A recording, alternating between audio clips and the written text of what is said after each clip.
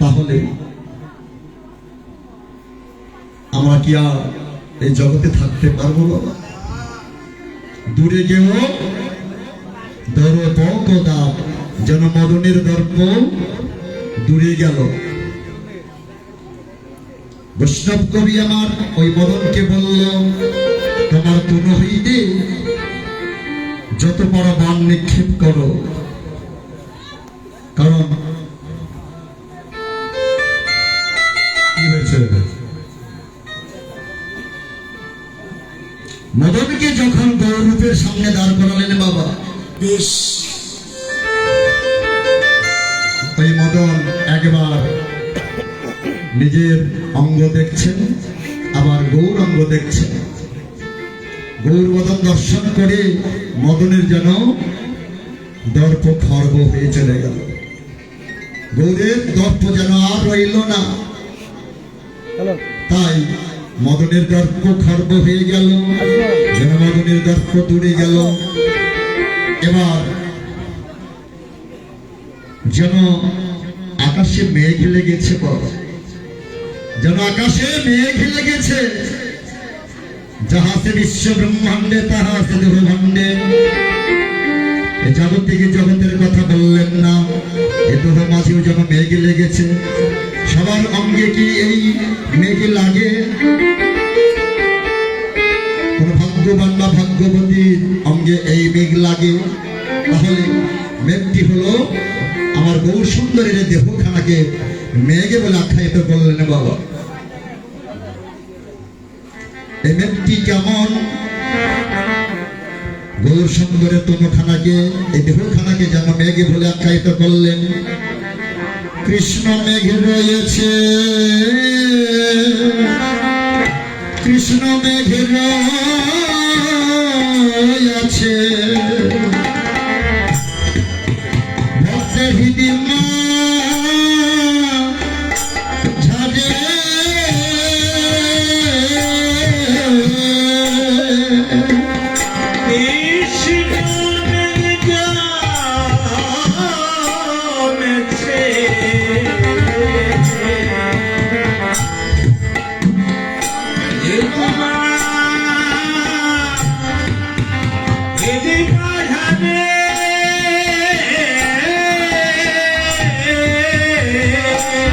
কৃষ্ণ মেঘে আছে, ভক্তের হৃদয় ঝাড়ে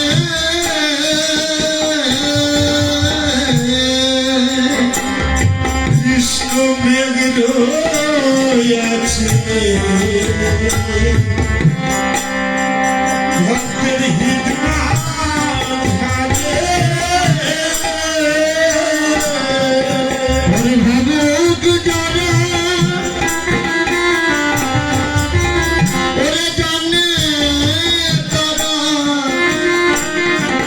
কৃষ্ণ মেঘে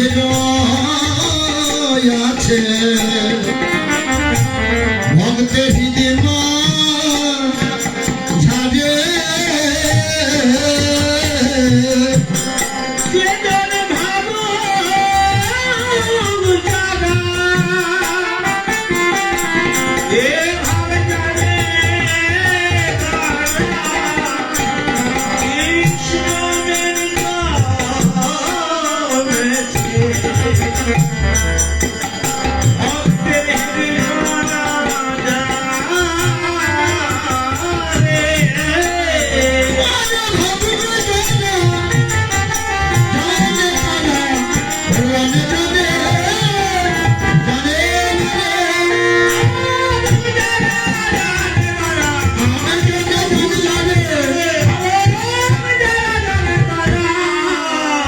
কৃষ্ণ মেঘ আছে,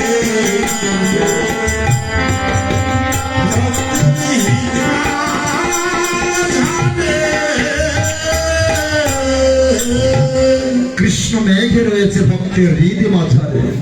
ভাবুক যারা জানে তারা, আর জনে জানে না। একই নাগরিক অপর নাগরিককে বললেন, কৃষ্ণ মেঘে যদি ওই ভক্ত হাতে হৃদ মাঝারে লাগে সেই মেঘের কি বডিশন হয়? বললেন হ্যাঁ বডিশন হয়। কেমন বডিশন? ওরে বডিশন হয় ওরে রসে